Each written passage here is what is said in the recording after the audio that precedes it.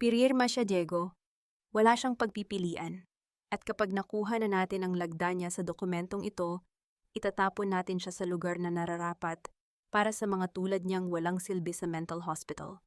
Ang boses ni Doña Corazon ay parang lason na dahan-dahang gumagapang sa ilalim ng pinto ng library, malamig at walang bahid ng awa.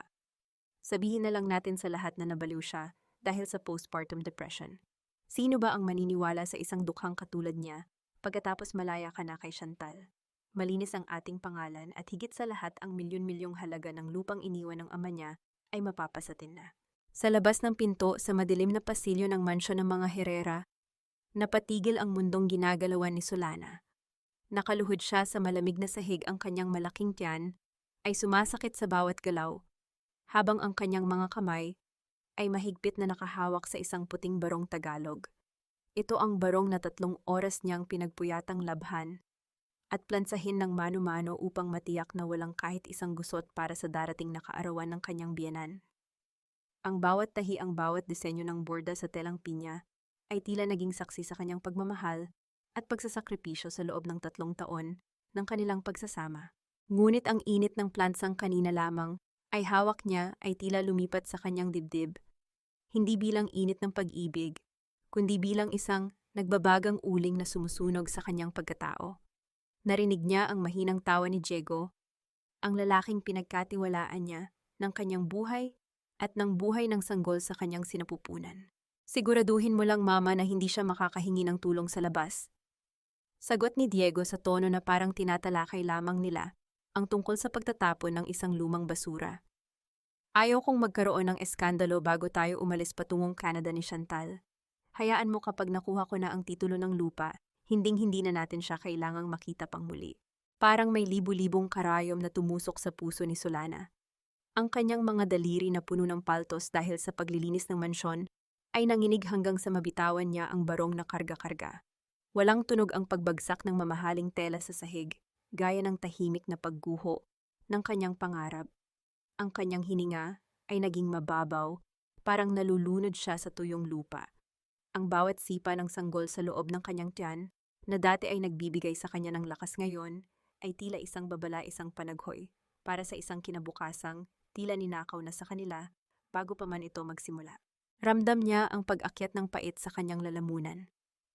Ang bawat pagsisikap niyang maging mabuting daw, menugang babae, ang bawat gabing hindi siya natulog para pagsilbihan ang kapritsyo ng mga Herrera, at ang bawat pang-iinsultong nilunok niya alang-alang sa utang na loob, lahat ng iyon ay naging abo sa isang saglit.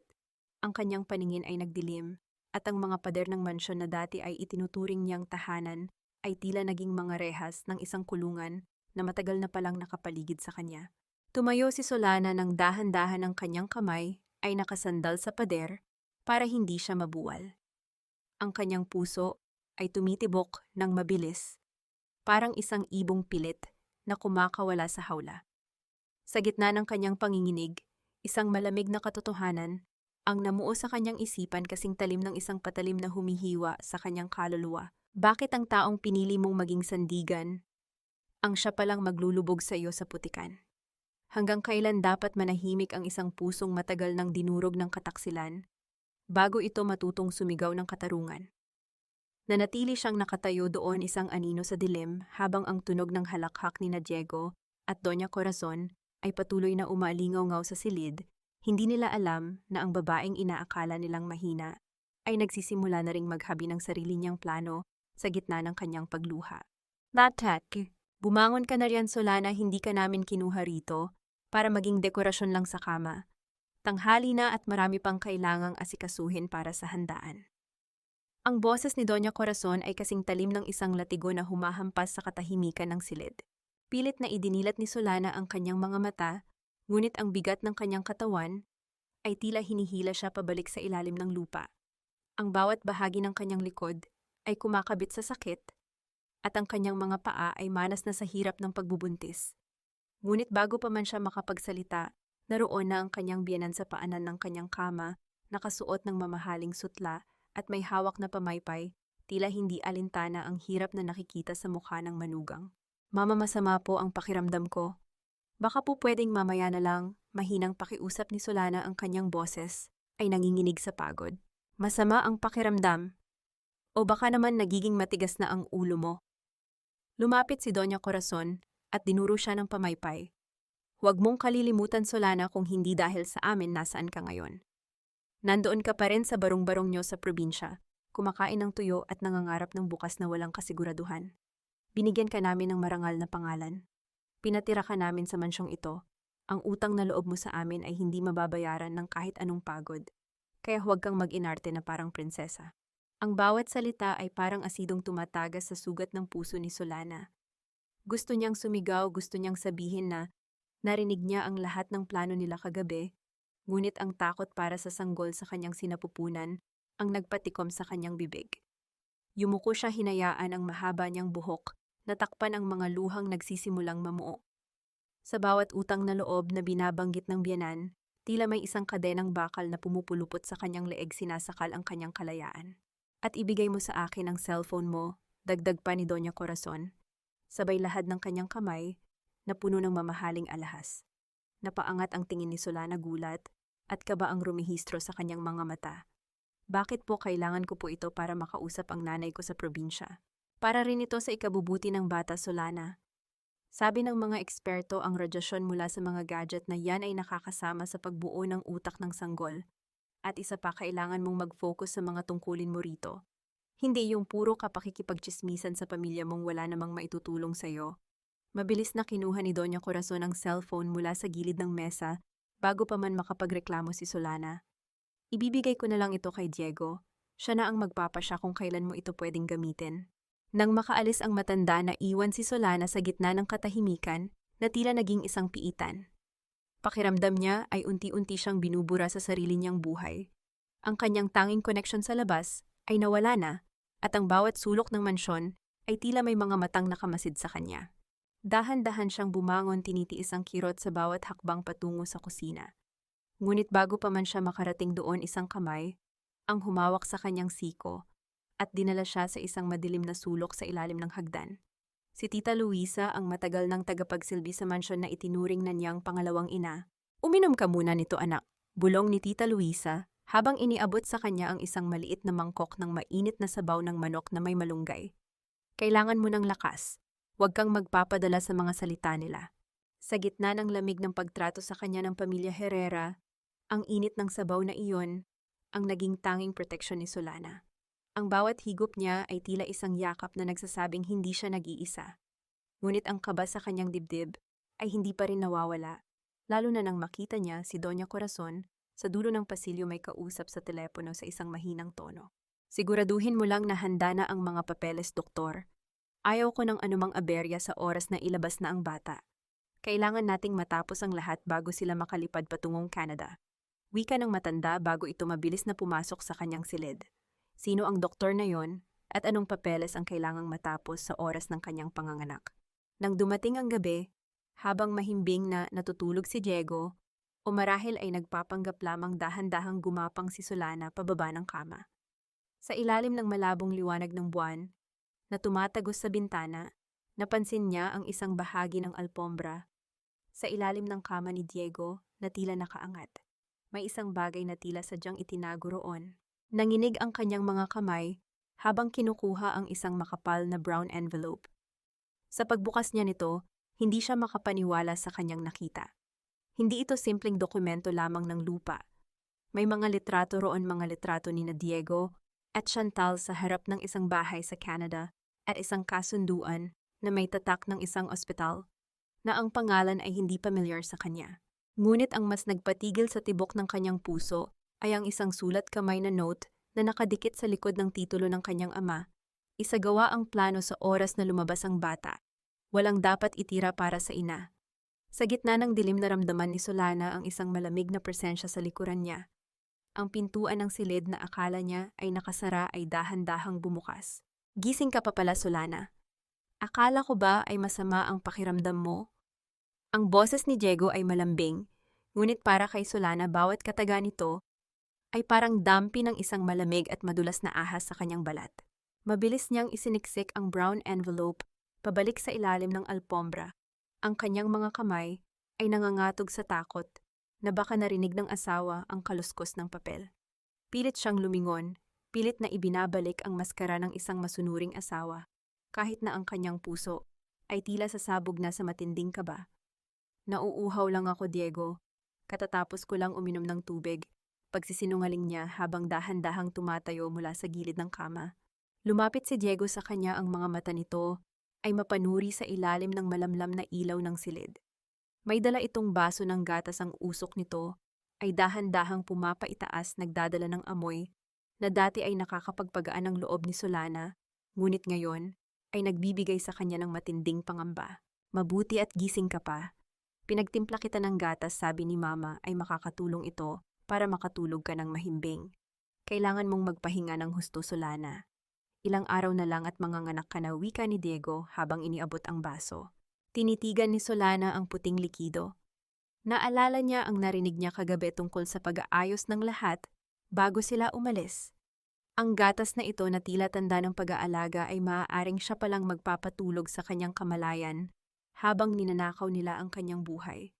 Ang bawat luhang pilit niyang pinipigilan ay tila naging lason sa kanyang lalamunan.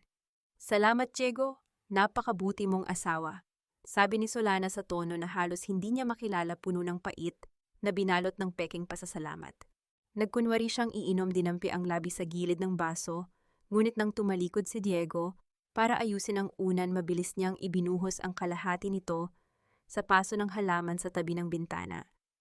Ang kanyang mga mata ay nananatiling nakatitig sa likod ng kanyang asawa.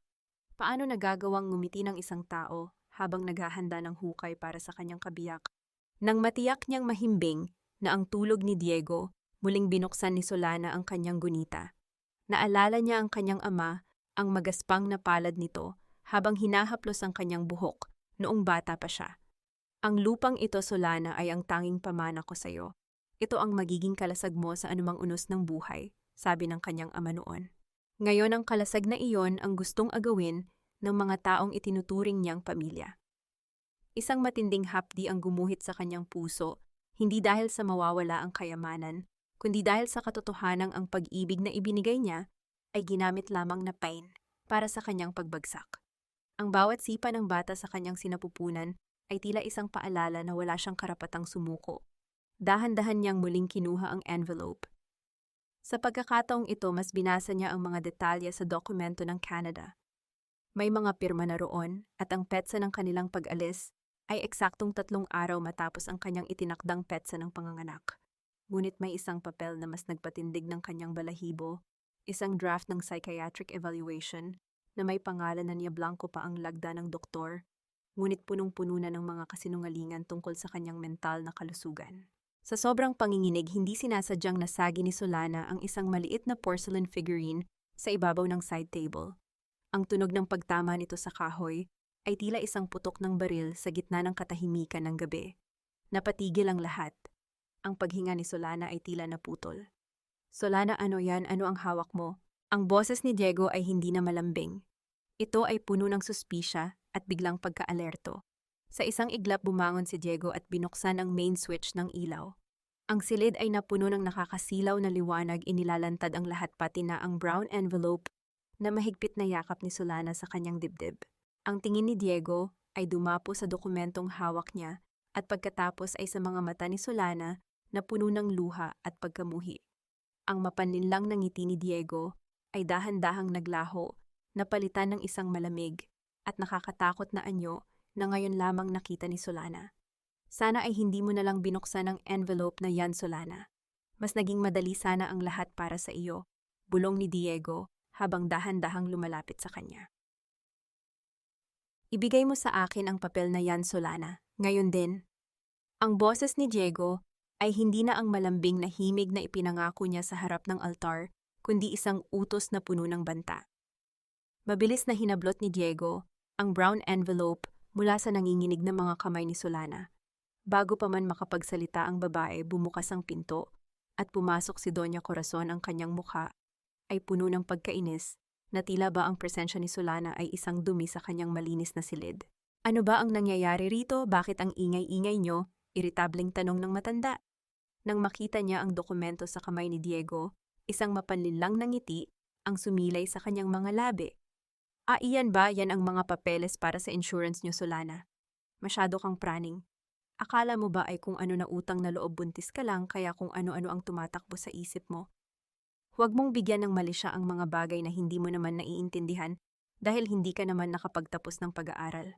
Ang bawat salita ni Doña Corazon ay parang isang sampal na nagpababa sa pagkatao ni Solana. Pinagmukha siyang mangmang sa harap ng sarili niyang asawa. Ngunit hindi pa doon nagtatapos ang kalbaryo ng gabing iyon. Nga pala darating ang pinsan ni Diego mula sa Canada ngayong gabi. Si Chantal, doon siya tutuloy sa guest room, saad ni Doña Corazon, habang hinihimas ang kanyang mamahaling kwintas. Ayusin mo ang iyong sarili, Solana. Huwag kang magmukhang katulong sa harap ng bisita namin. At siguraduhin mong masarap ang hapunan dahil sanay si Chantal sa mga mamahaling putahe. Nang dumating si Chantal, tila ba nagkaroon ng sariling liwanag ang mansyon ng mga Herrera, ngunit ito ay liwanag na nakakasunog para kay Solana. Si Chantal ay maganda, sopistikada, at amoy mayaman, isang malaking kabaligtaran ni Solana, na noon ay pawisan at hirap na hirap sa paglalakad dahil sa laki ng kanyang tiyan. Sa hapagkainan si Solana ay hindi pinaupo bilang asawa ng may-ari ng bahay, kundi tumayo siya sa gilid para magsilbi.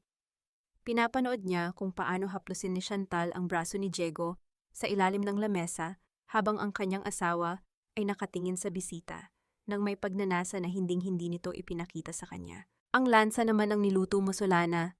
Ganyan ba talaga ang panlasa sa probinsya at pad thai? Maarteng komento ni Chantal sabay bitaw ng kutsara. Diego darling, parang hindi ko yata kayang ubusin ito. Nakakasuka ang amoy. Pasensya na, Chantal. Pagpasensyahan mo na ang asawa ko, sadyang mababa lang talaga ang pinag-aralan niya, kaya pati sa pagluluto ay hindi marunong gumamit ng tamang sangkap. Sagot ni Diego sabay tawa, isang tawang parang kutsilyong humihiwa sa dangal ni Solana. Dahil sa sobrang pagod at panghihina, hindi sinasadyang nabitawan ni Solana ang pitselang tubig. Tumapon ang malamig na likido sa mamahaling damit ni Chantal. Ang tunog ng nabasag na salamin sa sahig ay tila hudyat ng muling pagsiklab ng galit sa loob ng silid. Lampa ka talaga, kita mo ang ginawa mo sa damit ko. Ang mahal nito, sigaw ni Chantal habang mabilis na tumayo. Solana, ano ba? Mabilis na lumapit si Diego, hindi para alalayan ang buntis niyang asawa, kundi para punasan ang damit ni Chantal. Umalis ka na rito. Nakakahiya ka. Wala kang silbi.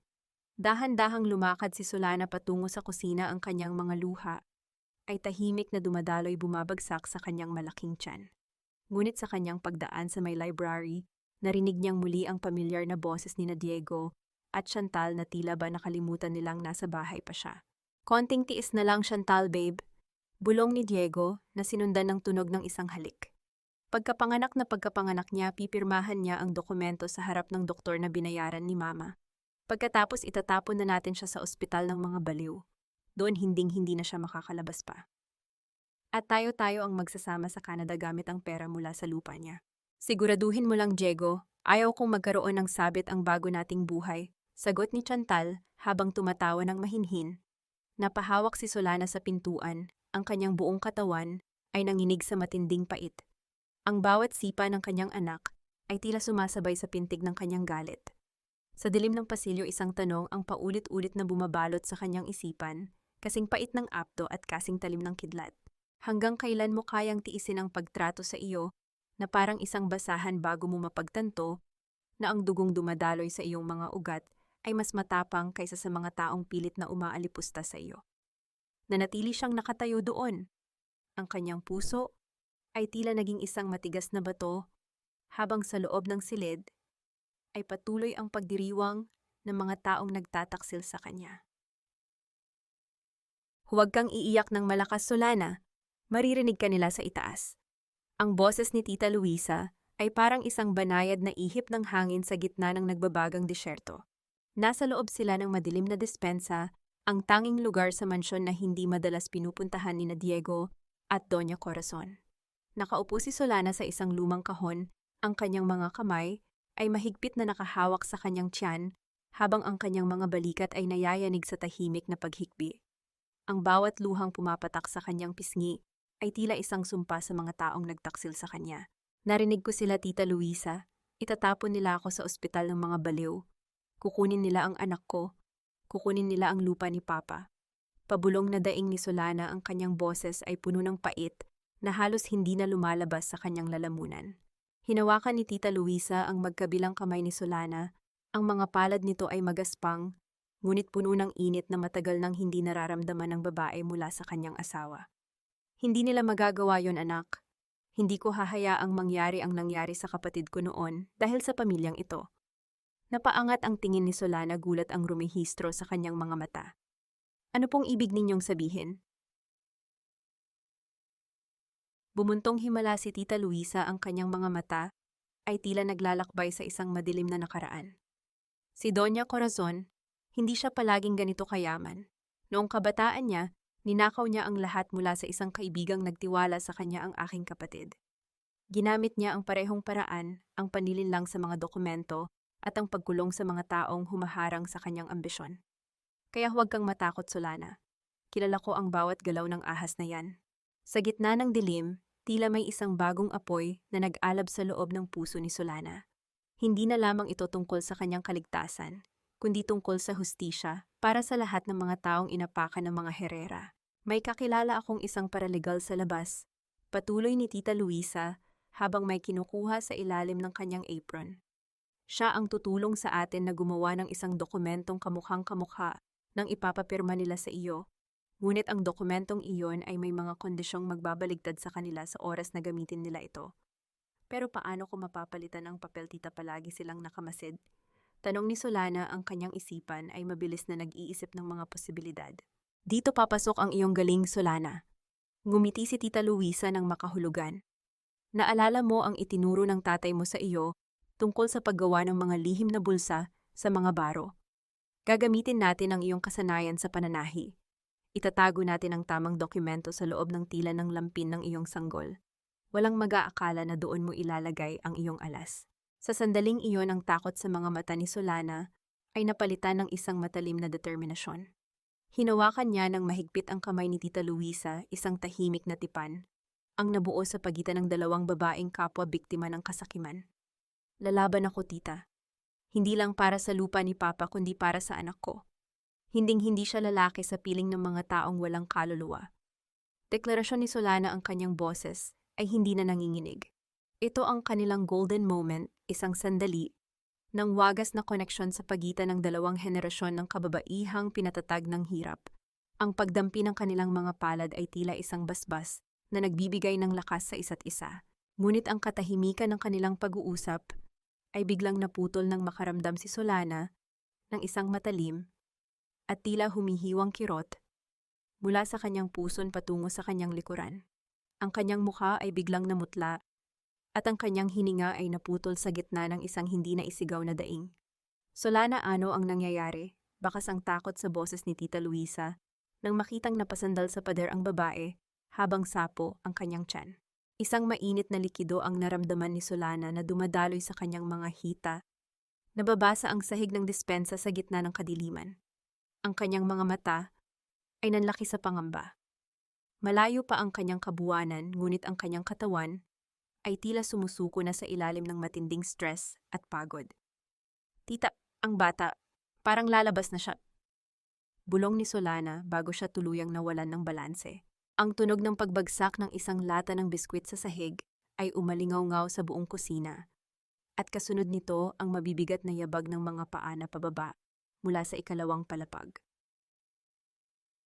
Siguraduhin mo na hindi siya mawawalan ng malay bago makapirma, Diego. Yan lang ang mahalaga.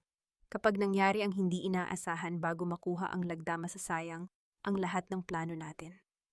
Ang boses ni Doña Corazon ay walang bakas ng pag-aalala, kundi puno ng pagkainis habang nakatayo sa harap ng nanghihinang katawan ni Solana. Sa halip na dambalin ng yakap o itakbo sa pinakamalapit na ospital, pinanood lamang ni Diego at Corazon ang paghihirap ni Solana sa sahig ng dispensa. Ang tubig na dumadaloy mula sa kanyang sinapupunan ay humahalo sa alikabok ng sahig, isang malinaw na hudyat, na ang sanggol ay pilit ng kumakawala sa gitna ng unos. Ang bawat contraction ay parang isang mapurol na lagari, na dahan-dahang pinuputol ang baywang ni Solana, ngunit ang mas masakit ay ang makita ang kanyang asawa na nakatitig sa kanya nang may pag-aalinlangan, hindi dahil sa takot na mawala siya, kundi dahil sa takot na mabigo ang kanilang ambisyon. Mabilis na itinulak ni Diego si Tita Luisa palayo kay Solana nang tangkaing tulungan ng matanda ang buntis. Huwag kang makialam dito, Luisa.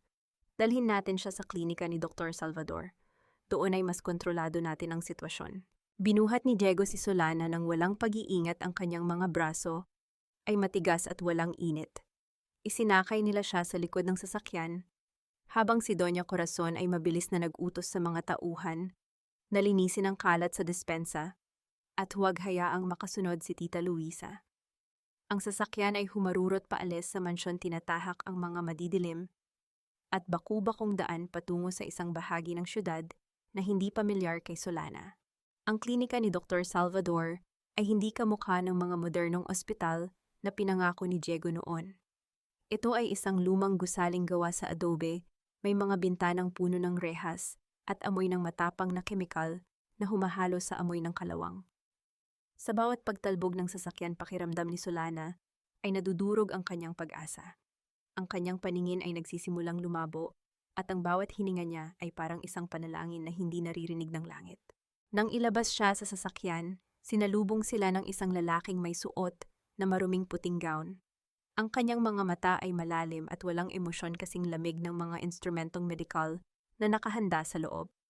Doktor, kailangang makuha ang lagda niya bago ang lahat, mariing hiling ni Doña Corazon habang itinatulak si Solana sa loob ng isang silid na walang bintana. Gawin mo ang special procedure kung kinakailangan para manatili siyang gising. Inihiga si Solana sa isang matigas na stretcher. Ang lamig ng bakal ay gumapang sa kanyang likuran, nagbibigay ng panginginig na hindi matumbasan ng anumang kumot. Pinanood niya kung paano isara ng mga tauhan ni Dr. Salvador ang mabigat na pinto. Iniiwan siya sa gitna ng mga estranghero habang ang kanyang asawa at biyenan ay nananatili sa labas, naghihintay na parang mga buitre sa isang hapagkainan. Huwag kang matakot, Mrs. Matatapos din ito ng mabilis, bulong ni Dr. Salvador habang inihahanda ang isang mahabang karayom. Sa gitna ng kanyang paghihirap, pilit na iminulat ni Solana ang kanyang mga mata nang mapansin niya ang isang lumang litrato sa ibabaw ng mesa ng doktor. Isang pamilyar na mukha ang nakita niya roon, isang mukha na nagpaalala sa kanya sa mga kwento ni Tita Luisa tungkol sa nakaraan ng mga Herrera. Bakit ang mukha ng doktor na ito ay tila isang anino mula sa nakaraan na matagal nang ibinaon sa limot? At ano ang ibig sabihin ng special procedure na balak nilang gawin sa kanya sa gitna ng kanyang paghihirap? Nanatili si Solana na nakatitig sa kisame, ang kanyang puso ay tumitibok ng mahina habang ang tunog ng pag-ikot ng susi sa pinto ay tila huling hudyat ng kanyang pagkakabilanggo sa ilalim ng kapangyarihan ni Diego at Corazon. Magtiwala ka sa akin, Solana. Pagkatapos nito, magiging maayos din ang lahat. Sa Canada, magsisimula tayo ng bagong buhay, ikaw, ako, at ang ating anak. Malayo sa pait ng nakaraan, malayo sa mga pang-iinsulto ni Mama. Ang boses ni Diego ay parang isang pamilyar na oyay puno ng lambing na dati ay nagpapaniwala kay Solana na siya ang pinakamaswerteng babae sa mundo. Nakaupo si Diego sa tabi ng kanyang kama sa madilim na silid ng klinika. Hinahaplos ang kanyang pawisang noo habang ang bawat contraction ay patuloy na sumasabay sa pintig ng kanyang puso. Sa labas, naririnig ang malakas na buhos ng ulan na tila nakikiramay sa bigat ng atmosfera sa loob ng gusali. Tinitigan ni Solana ang mukha ng kanyang asawa. Gusto niyang maniwala. Sa kabila ng lahat ng narinig niya, may isang bahagi ng kanyang puso na pilit pa rin kumakapit sa alaala ng lalaking pinakasalan niya. Ngunit nang yumuko si Diego para ayusin ang kumot, bahagyang bumukas ang kanyang mamahaling leather bag na nakapatong sa silya. Doon sa gitna ng mga gamit ay sumilip ang dulo ng isang asul na envelope. Hindi ito dokumento ng lupa. Ito ay mga airline ticket. Gamit ang natitirang lakas, dahan-dahang iniabot ni Solana ang kanyang kamay nang tumalikod si Diego para kumuha ng tubig. Nanigas ang kanyang buong pagkatao nang mabasa ang mga pangalang nakasulat sa ticket: Diego Herrera at Chantal Lopez. Isang direksyon lamang, Manila patungong Toronto. Walang pangalan ni Solana. Walang upuan para sa isang sanggol. Ang bawat hibla ng pag-asa na natitira sa puso ni Solana ay tila naputol sa isang iglap. Ang bagong buhay na ipinangako ni Diego ay isang malaking kasinungalingan, isang bitag, na ang tanging layunin ay makuha ang kanyang pirma bago siya tuluyang itapon, na parang isang maruming basahan. Heto, uminom ka muna, darling. Wika ni Diego habang humaharap muli ang kanyang mukha. Ay suot pa rin ang maskara ng isang mapagmahal na asawa. Tiningnan siya ni Solana ng diretso sa mga mata, sa loob ng silid na amoy gamot at kalawang isang matinding katahimikan ang namayani. Kinuha ni Solana ang baso, ngunit sa halip na uminom dahan-dahan niya itong ibinalik sa side table. Ang kanyang mga luha ay hindi na lumalabas. Ang kanyang pait ay naging isang malamig na determinasyon. Diego, may hihilingin ako bago tayo lumipad, mahinang bulong ni Solana. Gusto ko ng isang alaala mula sa iyo, isang bagay na dadalhin ko sa oras na magsimula na ang operasyon. Nang makitang tila nagdududa si Diego, pilit nang ngumiti si Solana, isang ngiting puno ng pait. Isang hibla lang ng iyong buhok, Diego. Sabi ni Papa, ang buhok ng asawa ay simbolo ng ugnayan na hinding-hindi mapuputol kahit anong unos ang dumating. Dahil sa kagustuhang mapanatili ang kooperasyon ni Solana para sa pirma, yumuko si Diego at hinayaan ang asawa na lumapit sa kanya.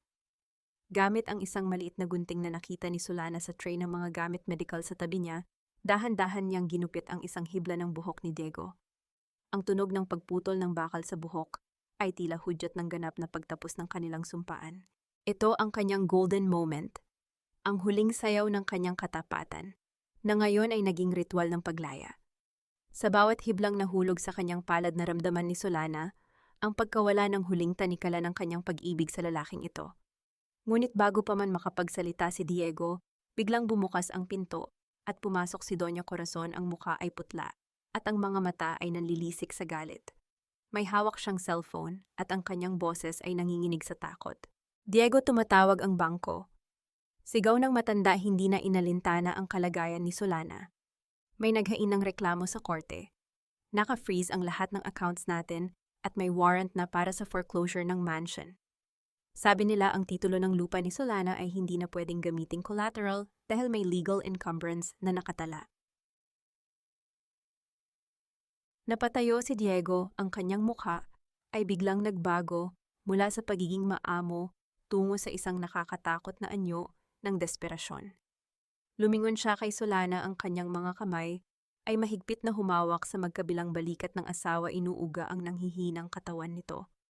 Anong ginawa mo, Solana? Anong ginawa mo sa titulo? Sigaw ni Diego habang ang tunog ng kulog sa labas ay tila sumasabay sa kanyang puot. Sa gitna ng sakit ng kanyang tiyan at ng takot sa kanyang paligid, isang mahinang tawa ang kumawala sa mga labi ni Solana, isang tawang puno ng tagumpay sa gitna ng kanyang pagdurusa. Huli na kayo, Diego, bulong ni Solana, bago ang isang matinding contraction ang nagpaarko sa kanyang likuran. Pumirma ka na, Solana. Huwag mo kaming sagarin, isang mantsa na lang ng tinta at ililigtas ng doktor ang anak mo. Pero kung magmamatigas ka, mamatay kayong dalawa sa silid na ito. Ang boses ni Diego ay hindi na boses ng isang asawa, kundi boses ng isang mamamatay tao na nakasuot ng mamahaling baro. Sa gitna ng malabo at aandap-andap na ilaw ng klinika, nakahiga si Solana, ang kanyang katawan ay tila hinahati sa dalawa ng bawat contraction. Ang kanyang mga kuko ay bumaon sa kalawangin na rehas ng stretcher, habang ang pawis ay dumadaloy sa kanyang mukha, humahalo sa mga luhang hindi na niya kayang pigilin. Sa tapat niya nakatayo si Doña Corazon na may hawak na ballpen, habang si Diego ay marahas na hinawakan ng kanyang nangangatog na kanang kamay. Isang matinding kabalintunaan ang nagaganap sa silid na iyon. Sa labas, ang langit ay tila nagngangalit sa bagsak ng ulan at dagundong ng kulog, habang sa loob si Solana ay nakikipaglaban para magbigay ng buhay. Ngunit ang mga taong dapat ay nagbabantay sa kanya ay walang ibang hangad, kundi ang kanyang kamatayan, kung hindi man ng katawan, ay ng kanyang kinabukasan at dangal. Ang bawat sipa ng sanggol sa kanyang sinapupunan ay tila isang pagsusumamo, isang hiling na huwag siyang susuko sa gitna ng kadiliman. Ang sakit! Diego, ang sakit! Dumingal si Solana, ang kanyang boses ay halos pabulong na lamang sa gitna ng paghihingalo.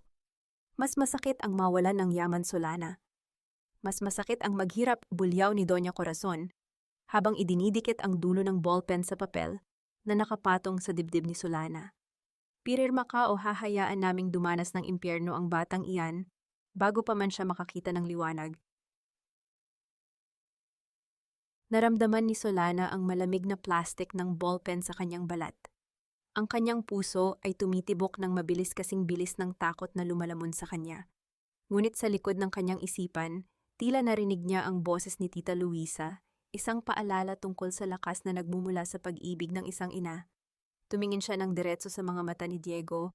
Ang mga matang dati ay tinitingnan niya nang may pagsamba, ngunit ngayon ay puno na lamang ng poot. Ito ang kanyang golden moment, isang sandali, kung saan ang kanyang kahinaan ay naging kanyang pinakamalakas na sandata. Sa gitna ng isang matinding contraction, na tila dudurog sa kanyang buto, dahan-dahang gumalaw ang kamay ni Solana. Gamit ang natitirang lakas, inukit niya ang kanyang lagda sa ibaba ng dokumento.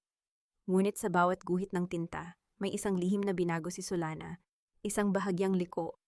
Sa titik ng kanyang pangalan, isang sadyang pagkakamali na itinuro sa kanya ni Tita Luisa na magpapawalang bisa sa dokumento sa oras na dumaan ito sa pagsusuri ng korte dahil sa duress o pamumuwersa. Nang matapos ang huling guhit, binitawan ni Diego ang kanyang kamay nang may pandidiri. Sa wakas nakuha rin natin, wika ni Diego, habang mabilis na kinuha ang papel at iniabot kay Doña Corazon. Ngunit hindi pa doon nagtatapos ang paghihirap ni Solana. Isang matinding panginginig ang bumalot sa kanyang buong katawan. Ang tunog ng monitor ng kanyang puso ay nagsimulang tumunog ng mabilis at hindi regular. Ang dugo ay nagsimulang dumanak sa sahig, mas marami kaysa sa inaasahan. Dr. May, nangyayaring hindi maganda, sigaw ng isang nurse na kapapasok lang. Tumingin si Dr. Salvador kay Doña Corazon, naghihintay ng utos. Ang matanda, habang mahigpit na yakap ang dokumentong magbibigay sa kanya ng milyon-milyon, ay tumalikod lamang. Nakuha na natin ang kailangan natin, Diego. Halika na. Malamig na utos ni Doña Corazon. Lumingon si Diego sa kanyang asawa na ngayon ay putla na at halos hindi na humihinga. Isang saglit ng pag-aalinlangan ang dumaan sa kanyang mga mata, ngunit mabilis itong napalitan ng kasakiman. Sumunod siya sa kanyang ina palabas ng silid, iniwan ang pintong nakabukas habang ang tunog ng kanilang mga hakbang ay dahan-dahang naglalaho sa pasilyo. Nanatiling nakadilat ang mga mata ni Solana, nakatitig sa kisame, habang ang kanyang hininga ay unti-unting pumapatid. Sa gitna ng katahimikan, isang tanong ang umalingaw-ngaw sa kanyang naglalahong malay. Kung ang kamatayan ay dumarating sa oras ng pagsilang, sapat na ba ang isang lihim na pirirma para iligtas ang isang kinabukasang hindi na niya marahil makikita magkamas. Wala na silang pakialam kung humihinga pa ako or hindi. Nakuha na nila ang tinta, nakuha na nila ang pirma, at kasama niyon ay ang aking buong pagkatao. Ang boses na ito ay nagmula sa loob ng naglalahong malay ni Solana, isang bulong na kasing lamig ng hanging pumapasok sa bukas na bintana ng klinika. Nanatili siyang nakahiga sa stretcher, ang kanyang katawan ay nanginginig sa matinding ginaw, habang ang dugo ay patuloy na dumanak. Nababasa ang puting tela na tila naging isang bandila ng kanyang pagkatalo. Ang tunog ng mga hakbang ni Diego at Doña Corazon ay tuluyan ang naglaho sa dulo ng pasilyo. Iniwan ang isang nakabibinging katahimikan na tila ba ang buong mundo ay huminto sa pag-ikot para sa kanya. Ngunit sa gitna ng katahimikang iyon, isang mahina at gumaralgal na tunog ang pumunit sa hangin. Hindi ito tunog ng kidlat at hindi rin ito tunog ng mga instrumentong medical. Ito ang unang iyak ng isang bagong silang na sanggol, isang iyak na puno ng buhay, puno ng determinasyon at puno ng pag-asa. Inilapit ng isang nurse ang sanggol kay Solana.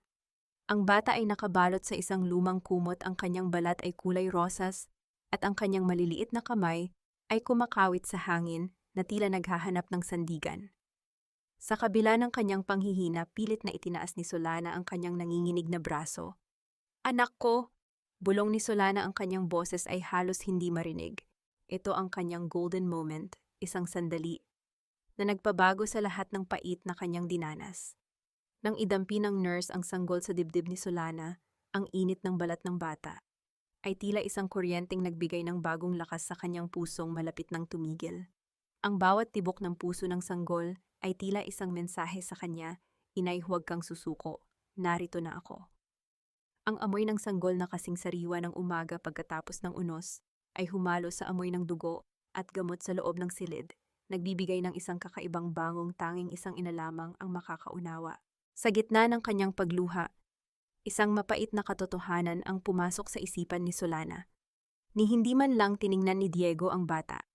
Ni hindi man lang tinanong ni Doña Corazon kung lalaki ba o babae ang kanilang apo. Para sa kanila ang sanggol na ito ay wala ring halaga gaya ng pagtrato nila sa kanya. Mas pinili nilang yakapin ang isang pirasong papel kaysa sa sarili nilang dugo at laman. Naiwan silang dalawa sa malamig na silid na iyon. Ang doktor at ang mga nurse ay nagsimula ng magligpit ng mga gamit ang kanilang mga mukha. Ay walang emotion, tila ba sanay na sila sa mga ganitong uri ng transaksyon sa dilim. Isang nurse ang nag-iwan ng isang basong tubig sa tabi niya. Bago ito lumabas at patayin ang pangunahing ilaw, iniwan sila sa ilalim ng isang maliit at aandap-andap na bumbilya. Bakit hindi nila tayo kinuha? Tanong ni Solana sa kanyang sarili habang hinahaplos ang malambot na buhok ng kanyang anak. Bakit hinayaan nilang manatili tayo rito? Marahil ay bahagi ito ng kanilang plano, ang hayaan siyang mamatay sa panganganak para wala nang saksi sa kanilang krimen. O marahil sa kanilang kasakiman, nakalimutan na nilang may buhay na nabuo mula sa kanilang kataksilan.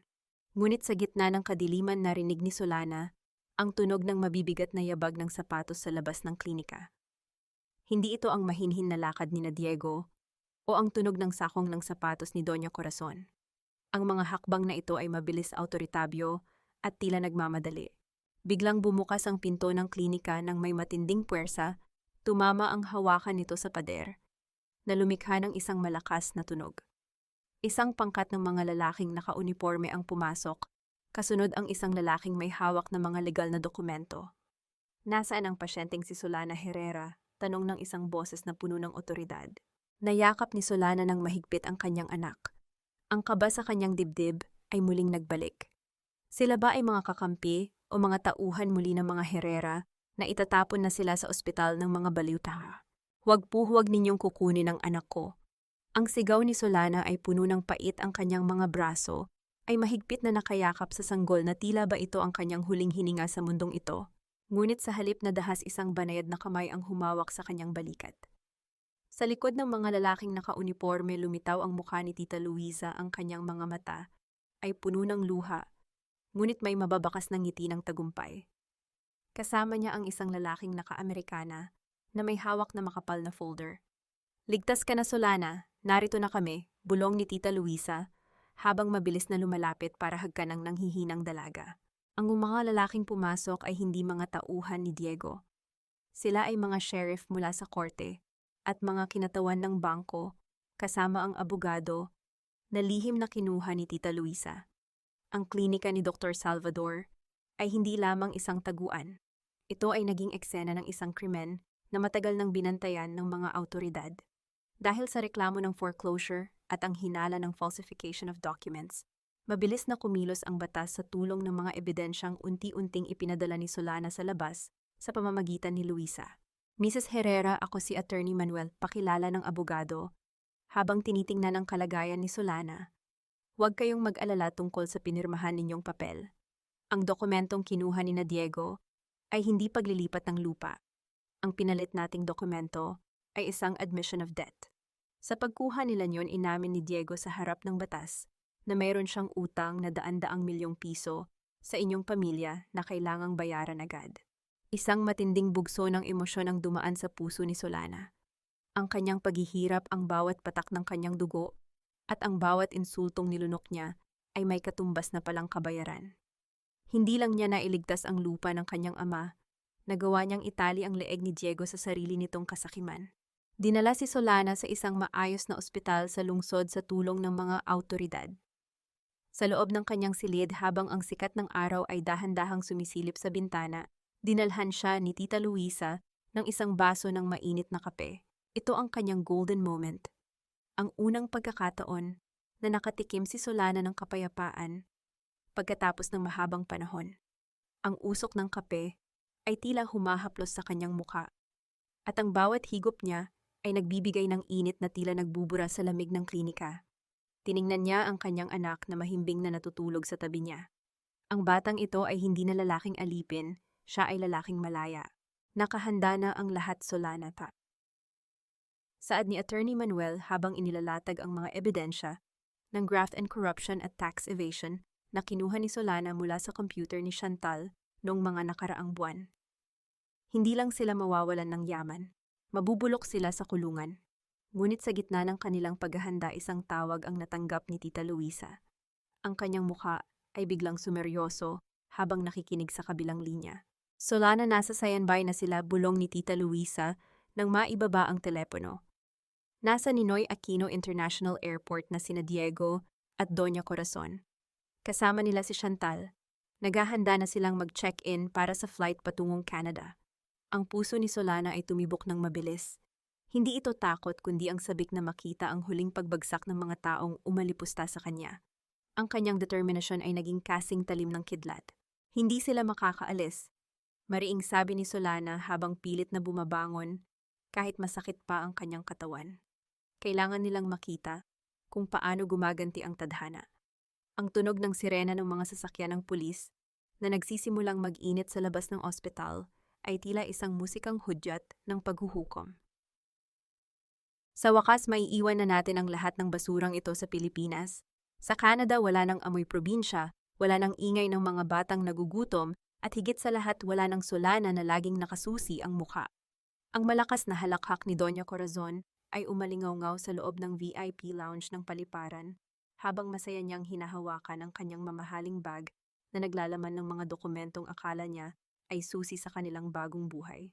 Sa tabi niya, si Diego ay tila nakahinga na ng maluwag. Hawak niya ang kamay ni Chantal at ang dalawa ay nagpaplano na kung anong kulay ng pintura ang ipapalagay nila sa kanilang magiging bahay sa Toronto. Para sa kanila, ang bawat segundo ng paghihintay sa kanilang flight ay parang pagbibilang ng mga gintong barya.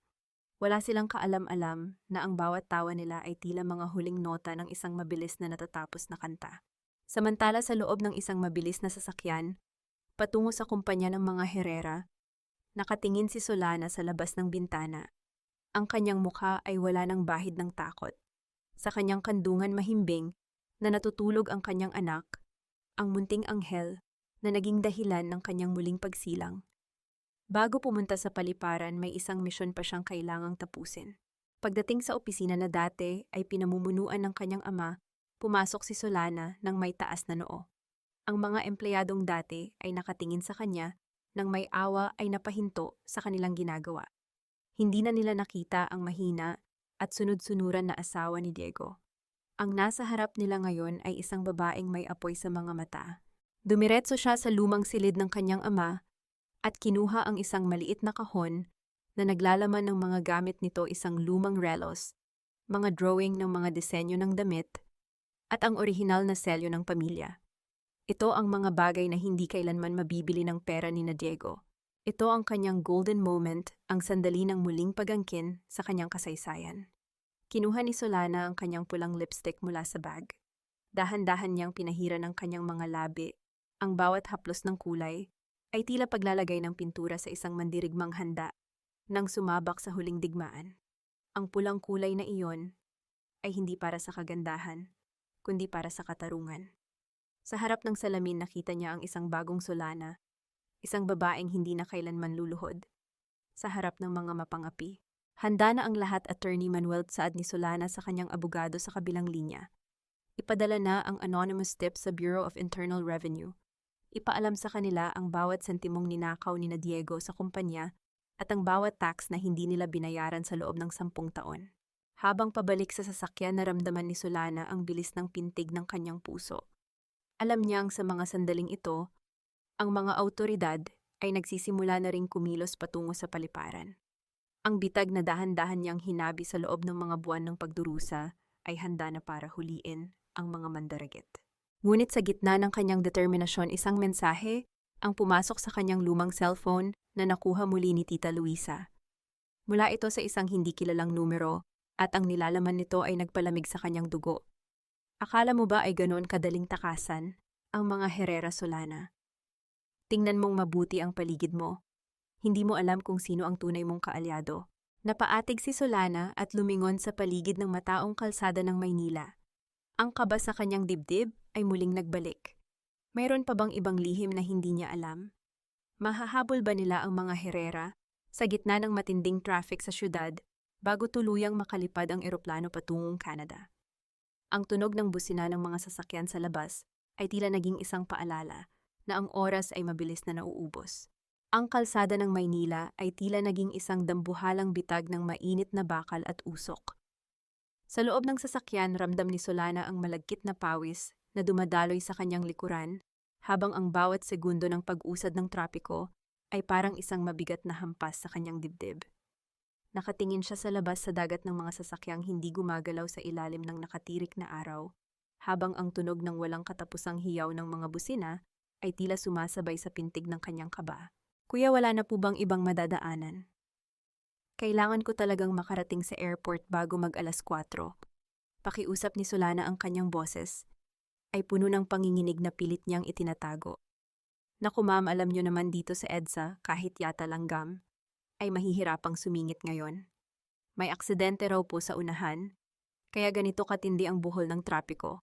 Sagot ng driver habang pinupunasan ng noo ng isang basang bimpo. Nayakap ni Solana ng mahigpit ang kanyang anak. Ang sanggol ay mahimbing na natutulog, walang kamalay-malay sa digmaang kinakaharap ng kanyang ina. Sa gitna ng ingay, alikabok at galit ng mga taong naiipit sa kalsada, ang payapang mukha ng bata ang naging tanging kanlungan ni Solana. Ito ang kanyang golden moment, isang sandali ng katahimikan sa gitna ng kaguluhan. Hinaplos ni Solana ang munting pisngi ng anak at sa pagkakataong iyon, naramdaman niya ang isang kakaibang lakas. Hindi siya pwedeng mabigo. Ang bawat luhang pumatak sa kanya sa mansyon ng mga Herrera ay kailangang magkaroon ng katuturan. Ang katahimikan ng sanggol sa gitna ng ingay ng busina ay tila isang pangako na ang lahat ng gulo ay matatapos din sa isang maayos na himig. Habang nakababad sa trapiko, muling binasa ni Solana ang misteryosong mensahe sa kanyang cellphone. Sino ang secret investor na tumulong kay Attorney Manuel para mapabilis ang foreclosure? Sino ang taong mas nakakaalam sa bawat dumi ng mga Herrera kaysa sa kanya? Isang pangalan ang pumasok sa kanyang isipan, ngunit agad niya itong itaboy. Imposible. Ang taong iyon ay matagal na niyang alam na wala na. Samantala, sa loob ng isang marangyang puting sasakyan, na ilang kilometro lamang ang layo sa kanya, nakasandal si Diego sa malambot na upuan habang nakikinig sa musika. Hawak niya ang isang baso ng mamahaling wine, at sa tabi niya ay si Chantal na abala sa pag-ayos ng kanyang buhok sa harap ng salamin. Darling, look at those people on the street. Pawis na pawis sila, struggling to survive the heat. Tawa ni Chantal habang itinuturo ang mga taong naglalakad sa tabi ng kalsada. I'm so glad we're leaving this messy place for good. Canada is going to be so fresh and clean. Hayaan mo na sila, Chantal. In a few hours, we'll be high up in the sky, malayo sa lahat ng stress at malayo sa lahat ng taong pabigat sa buhay natin. Sagot ni Diego sabay lagok ng kanyang inumin. Ang kanyang mukha ay puno ng kasiguraduhan, tila ba hawak na niya ang buong mundo sa kanyang palad. Ngunit hindi nila alam na ang bawat pag-ikot ng gulong ng kanilang sasakyan ay patungo sa isang dulo na hindi nila inaasahan. Sa wakas, matapos ang tila isang dekadang paghihintay, nagsimulang umusad ang daloy ng trapiko. Ang sasakyan ni Solana ay mabilis na humarurot patungo sa direksyon ng NEA Terminal 1. Ang bawat poste ng ilaw na nadadaanan nila ay tila nagpapabilis sa tibok ng kanyang puso. Nang makarating sila sa driveway ng airport, mabilis na bumaba si Solana karga ang kanyang anak. Sa gitna ng dagsa ng mga taong may kani-kaniyang destinasyon, lumingon siya sa gawing kanan kung saan nakapila ang mga pribadong sasakyan para sa VIP drop-off. Doon sa gitna ng kumpol ng mga mamahaling kotse na mataan ni Solana ang isang pamilyar na puting sasakyan. Ang plate number nito ay hinding-hindi niya malilimutan, ang sasakyang ginamit ni Diego para iwanan siya sa klinika noong gabing nag-aagaw buhay siya. Nakita ni Solana ang pagbukas ng pinto ng sasakyan at ang pagbaba ni na Diego at Doña Corazon, suot ang kanilang mga pinaka-eleganteng kasuotan. Tila ba sila ay mga bayaning maglalakbay patungo sa tagumpay. Ang paghinga ni Solana ay naging mabilis.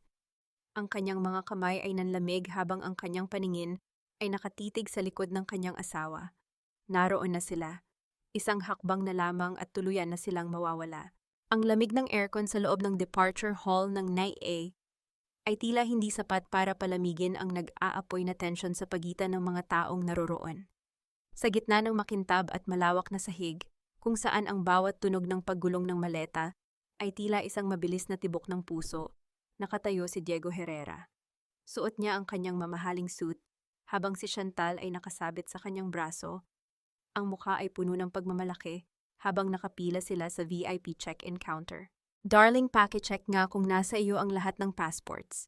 I can't wait to leave this heat, reklamo ni Chantal habang pinapaypayan ang sarili gamit ang kanyang kamay. Huwag kang mag-alala, lahat ay kontrolado ko na po. Sagot ni Diego nang may mapanlinlang na ngiti. Ngunit ang ngiting iyon ay biglang napawi ng isang anino ang humarang sa kanilang harapan. Isang babaeng nakasuot ng simpleng puting bestida, may dalang sanggol na mahimbing na natutulog at may mga matang tila nagniningas sa gitna ng katahimikan. Solana. Ang boses ni Diego ay naging pause puno ng gulat at hindi maipaliwanag na takot. Mabilis na humakbang si Doña Corazon sa harap, ang kanyang mukha ay namula sa galit habang tinitingnan si Solana mula ulo hanggang paa. Ang kanyang mapanlibak na tawa ay umalingaw-ngaw sa paligid, sapat na para lumingon ang ilang mga pasaherong dumadaan. Anong ginagawa mo rito, basura? Akala ko ba ay nag-aagaw buhay ka na sa klinikang iyon? Ang tigas talaga ng mukha mong magpakita pa rito. Pagkatapos ng lahat ng ginawa namin sa'yo, sigaw ng matanda, ang kanyang boses ay puno ng puot. Utang na loob, Solana, umalis ka na bago ko patawagin ang security at ipakaladkad ka palabas. You don't belong here. This place is for people with class, not for beggars like you. Hindi na tinag si Solana. Nanatili siyang nakatayo ng tuwid, ang kanyang paghinga ay kalmado kahit na ang kanyang puso ay tila isang tambol na naghahanda para sa huling marcha. Tinitigan niya si Diego nang diretso sa mga mata, ang lalaking minsan niyang minahal, nang higit pa sa kanyang sarili. Nandito ako, Diego, para ibalik sa iyo ang isang bagay na nakalimutan ninyong dalawa ni mama mo. Mahinang sabi ni Solana, ngunit ang kanyang boses ay kasing talim ng isang punyal na humihiwa sa hangin. Wala kaming kailangan mula sa iyo, Solana, keep your drama to yourself. Bulyaw ni Diego habang sinusubukang iwasan ang tingin ng asawa. Dahan-dahang inayos ni Solana ang kumot ng kanyang anak. Doon sa ilalim ng tila ng lampin na nakabalot sa munting katawan ng sanggol, inilabas niya ang isang maliit na digital recorder. Pinindot niya ang play button at ang katahimikan ng VIP lounge ay biglang napuno ng isang boses na hindi kailanman nila inakalang muling maririnig. Pirirma ka o hindi namin ililigtas ang bata. Mamatay kayong dalawa sa silid na ito. Ang boses ni Diego sa recording ay kasing lamig ng kamatayan, sinundan ng malupit na tawa ni Doña Corazon at ang tunog ng paghihirap ni Solana sa gitna ng panganganak. Ang bawat pasahero at tauhan ng airport na malapit sa kanila ay napatigil. Ang mga bulong-bulungan ay biglang napalitan ng isang mapanghusgang katahimikan. Ito ang kanyang golden moment, isang sandali kung saan ang katotohanan ay tila isang malakas na sampal na gumising sa lahat. Ang mukha ni Diego ay naging kasing puti ng papel, habang si Doña Corazon ay tila hindi na makahinga sa tindi ng kahihiyan. Hiya na dahan-dahang lumalamon sa kanya sa harap ng maraming tao. Checkmate, Diego, bulong ni Solana, habang ang kanyang pulang lipstick ay nagniningning sa ilalim ng mga ilaw ng airport. Sa bawat sulok ng departure hall, biglang lumitaw ang mga lalaking naka-Amerikana, hawak ang kanilang mga camera at recorder. Ang mga reporter mula sa malalaking TV stations ay nagsimulang maglabasan mula sa mga pader, tila mga aninong kanina pa naghihintay ng hudyat. Mr. Herrera, is it true that you threatened your wife on her birthbed? Doña Corazon, what can you say about the plunder charges filed against your family? Ang tunog ng mga flash ng camera ay tila mga kidlat na bumubulag sa mga Herrera. Lumingon si Diego sa paligid, naghahanap ng matatakasan, ngunit ang bawat daan ay tila nakasara na. Nasaan ang mga pulis? Bakit tila hinahayaan lamang silang lamunin ng mga reporter? You're not going anywhere, dagdag ni Solana, habang ang kanyang tingin ay lumipat sa dulo ng pasilyo kung saan isang pangkat ng mga opisyal ang mabilis na naglalakad patungo sa kanila. Mr. Diego Herrera, Doña Corazon Herrera, at Miss Chantal Lopez, kayo ay nasa ilalim ng pag-aresto sa mga kasong plunder, tax evasion at falsification of public documents. Ang boses ng opisyal mula sa National Bureau of Investigation ay umalingaw-ngaw sa buong VIP lounge, kasing lamig ng hanging nanggagaling sa mga aircon ng paliparan. Ang katahimikan na sumunod ay tila isang mabigat na kumot na bumalot sa lahat. Ang mga flash ng camera ng mga reporter ay patuloy na kumikislap, inilalantad ang bawat detalyeng takot at gulat sa mukha ng mga Herrera. Ang tunog ng mga bakal na panyapak ng mga pulis sa makintab na sahig ay tila mga huling tunog ng martilyo sa kabaong ng kanilang karangyaan. Anong kasinungalingan ito, wala kayong ebidensya? Sigaw ni Doña Corazon, ang kanyang boses ay nanginginig sa pagitan ng galit at matinding kahihiyan. Kilala niyo ba kung sino ang kinakausap ninyo? Kami ang mga Herrera. Hindi kami basta-basta pwedeng hawakan ng mga tulad ninyo. Dahan-dahang humakbang si Solana patungo sa kanyang biyenan. Ang kanyang mukha ay kalmado, walang bakas ng galit kundi isang malalim na awa. Para sa isang babaeng hanggang sa huling sandali ay mas pinahalagahan ang pangalan kaysa sa kaluluwa. Ang pangalang Herrera na ipinagmamalaki ninyo, Mama, ay itinayo ninyo sa mga luhang ninakaw ninyo sa ibang tao. Ngayon ang mga luhang iyon ang lulunod sa inyo, mahinang sabi ni Solana, sapat na para marinig ng matanda. Inilabas ni Attorney Manuel ang mga dokumentong dumaan sa mabilis na pagsusuri ng korte. Ang lagda ni Solana sa dokumentong hawak ninyo ay hindi kailanman naging balido. Dahil sa special mark na inilagay niya, lumitaw na ang pirma ay ginawa sa ilalim ng matinding pamumuwersa. At dahil dinala ninyo iyan sa bangko bilang collateral, doon pumasok ang kasong falsification. Kasama na rin dito ang mga ebidensyang kinuha namin sa inyong mga lihim na accounts sa Canada. Nang marinig ang salitang Canada, biglang kumalas si Chantal sa braso ni Diego. Ang kanyang mga mata ay lumilingap, naghahanap ng matatakasan. I don't know anything about this, Diego darling. Ikaw ang gumawa ng lahat ng ito. Wala akong kinalaman sa pera nyo. Mabilis na sabi ni Chantal habang sinusubukang lumayo sa pangkat. Hindi ka makakatakas, Chantal, pagpigil ni Solana. Ang bawat sentimong inilipat ni Diego sa account mo ay nakatala. Ikaw ang naging tulay sa kanilang pagnanakaw sa kumpanya ni Papa. Kasama ka sa bawat hakbang ng kanilang kataksilan. Ang tunog ng bakal na naglapat sa mga pulso ni Diego at Chantal ay tila isang malakas na hudyat ng kanilang pagbagsak. Hindi na kailangan ng onomatopoeia. Ang nakikitang kahihiyan sa kanilang mga mukha ay sapat na para marinig ang pagguho ng kanilang mundo. Lumingon si Diego kay Solana, ang kanyang mga mata ay puno ng pagsusumamo. Isang huling pagtatangka ng gaslighting. Solana, isipin mo ang anak natin. Huwag mo itong gawin sa akin. Magbabago ako, pangako. Para sa bata, Solana, patawarin mo ako. Ito ang golden moment ni Solana, isang sandali ng ganap na paglaya. Tiningnan niya ang bata sa kanyang bisig at pagkatapos ay tumingin siya kay Diego nang walang anumang emosyon. Ang batang ito ay may ina na poprotekta sa kanya, pero wala siyang ama na ang tanging pamanang ibibigay ay kahihiyan at kasalanan. Sa sandaling iniwan mo kami sa klinikang iyon, Diego, pinatay mo na ang huling bahagi ng pagkatao mo sa buhay ko. Dahan-dahang lumuhod si Doña Corazon sa gitna ng airport floor, ang kanyang mamahaling alahas ay tila naging mga mabibigat na kadenang humihila sa kanya pababa. Ang kanyang hiya ay ganap na naisaboy sa harap ng sambayanang Pilipino. Ang dating makapangyarihang ginang ay isa na lamang matandang nanginginig sa takot habang pinalilibutan ng mga awtoridad. Pinanood ni Solana habang hinihila ang tatlo palabas ng departure hall. Ang tunog ng mga tao na naghihiyawan ng karma at hustisya ay naging background music sa huling paglakad ng mga Herrera. Isang taon ang lumipas at ang sikat ng araw sa Manila Bay ay tila may dalang bagong pangako.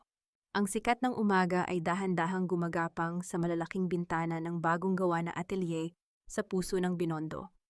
Amoy ng sariwang tila bagong tabas na sinulid at ang humahalimuyak na bango ng sampagita, ang bumabalot sa silid na dati ay isang luma at abandonadong bodega ng kanyang ama. Sa gitna ng silid nakatayo ang isang karatula na yari sa nara, may nakaukit na gintong mga titik, Solana's Heritage, tahanan ng mga kamay at puso. Hindi lamang ito isang patahian ng mga mamahaling barong at tradya de boda. Ito ay naging kanlungan ng mga kababaihang tulad ni Solana, mga inang tinalikuran, mga asawang inapakan, at mga anak na pilit na bumabangon mula sa dilim. Sa bawat tunog ng pag-andar ng mga makina na tila isang maayos na koro ng pag-asa, nararamdaman ni Solana ang unti-unting paghihilom ng kanyang sariling mga sugat. Ma'am Solana, handa na po ang mga disenyo para sa fashion gala sa susunod na buwan. Wika ni Tita Luisa habang lumalapit ang kanyang mukha ay masigla at wala na ang bakas ng takot na dati ay nananahan sa kanyang mga mata. Hindi na siya isang tagapagsilbi. Siya na ngayon ang kanang kamay ni Solana sa pagpapatakbo ng negosyo. Ngumiti si Solana at hinaplos ang isang telang pinya na nakapatong sa mannequin. Salamat, tita. Siguraduhin nating ang bawat tahi ay may kwento ng katatagan. Gusto kong isuot ito ng mga tao hindi lang para magmukhang maganda, kundi para maramdaman ang lakas ng mga kamay na gumawa nito.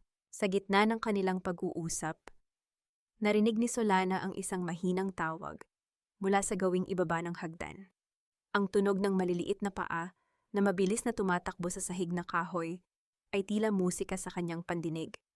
Mama, mama, ang munting si Esperanza na ngayon ay isang taong gulang na ay patakbong lumapit sa kanya. Ang kanyang mga tawa ay kasing linaw ng kristal at ang kanyang mga mata ay nagniningning sa kagalakan. Ito ang golden moment ni Solana, isang sandali, na higit pa sa anumang yaman o tagumpay. Binuhat niya ang kanyang anak at naramdaman ang init ng munting katawan nito sa kanyang dibdib. Pinanood niya kung paano abutin ng maliliit na daliri ng bata ang isang makulay na sinulid. Ito ang buhay na pinaglaban niya sa gitna ng dugo at pait ng nakaraan. Sa bawat tibok ng puso ni Esperanza, nararamdaman ni Solana na ang bawat sakripisyo niya ay sulit na sulit. Ma'am, may sulat po para sa inyo. Galing sa koreo, abot ng isang empleyado. Nang buksan ni Solana ang sobre, nakita niya ang tatak ng pambansang bilangguan. Mula ito kay Diego. Hindi na niya kailangang basahin ang buong nilalaman. Sapat na ang makita ang mga salitang patawad at pagsisisi na tila nabahiran na ng luma at tuyong luha. Nabanggit din doon ang kalagayan ni Doña Corazon na ngayon ay tuluyan ng nawala sa katinuan. Sa loob ng selda paulit-ulit na tinatawag ang mga pangalan ng kanilang mga ari-arian na wala na sa kanila. Walang naramdamang tuwa si Solana. Wala ring galit. Ang tanging naroon ay isang malalim na katahimikan. Tinupi niya ang sulat at inilagay ito sa loob ng isang kahon na hinding-hindi na niya muling bubuksan. Ang katarungan ay nakamit na. At ang huling yugto ng kanyang paghihiganti ay ang pamumuhay ng maligaya at malaya. Ngunit bago matapos ang araw, habang papalubog ang araw sa Manila Bay, isang itim na sasakyan ang huminto sa tapat ng atelier. Isang lalaking nakasuot ng barong ang bumaba, may hawak na isang bouquet ng mga puting rosas. Tumigil ang mundo ni Solana nang makita ang pamilyar na mukha na matagal na niyang iniisip, ang secret investor na naging anino niya sa dilim noong mga panahong wala siyang malapitan. Matagal na tayong hindi nagkikita, Solana. Wika ng lalaki, ang kanyang boses ay puno ng misteryo at isang pangakong tila ngayon pa lamang magsisimula. Napatigil si Solana, ang kanyang hininga ay nabitin sa hangin. Ang nakaraan ba ay muling kumakatok? O ito na ang simula ng isang kwentong hindi na tungkol sa sakit, kundi tungkol sa pag-ibig na tunay at dalisay pond. Ang dapit hapon sa Manila Bay ay naglalatag ng kulay ginto at lila sa abot tanaw, tila isang dambuhalang canvas na ipininta ng tadhana upang markahan ang pagtatapos ng isang mahabang unos. Sa dalampasigan kung saan, ang mga alon ay dahan-dahang humahalik sa pampang nakatayo si Solana. Ang hanging dagat ay banayad na naglalaro sa kanyang buhok, at sa pagkakataong ito ang bawat hininga niya ay wala ng bigat ng pait o hapdi. Sa tabi niya, ang munting si Esperanza ay abala sa pagpulot ng mga kabibe. Ang kanyang boses ay tila mga kampanilya ng kagalakan na humahalo sa banayad na bulong ng mga alon. Hindi kalayuan nakatayo ang lalaking naging lihim niyang sandigan, si Gabriel.